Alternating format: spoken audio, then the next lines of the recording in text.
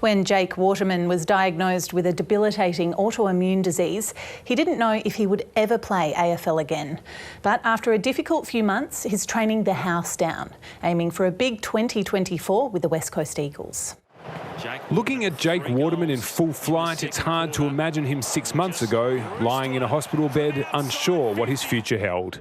The 25-year-old was diagnosed with ulcerative colitis and inflammatory bowel disease after pulling out of a game against Adelaide in the middle of the 2023 season. When I started panicking was when I was getting real nauseous and started vomiting and whatnot, but I had these lingering symptoms that were just pecking away at me and progressively getting worse to the point where, before a game, I was like, I just don't think I can play. He flew home and was in hospital 36 hours later, eventually dropping 12 kilograms and spending 10 days in care. I think in my first 3 or 4 days, I can't even remember because I was just so out of it. I was nowhere. I probably spent most of it sleeping in tremendous amounts of pain.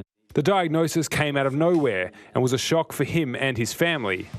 Initially, returning to the footy field was the least of his concerns, but as he recovered, he kept one eye on the back end of the waffle season. Had one decent week where I got some loading, did a bit of running and felt good, and then the next week I just couldn't train. The sensitivity in my stomach bouncing up and down was too much to bear, and pretty much called it that day and just said, I'm not going to run I think I didn't run for 4 weeks.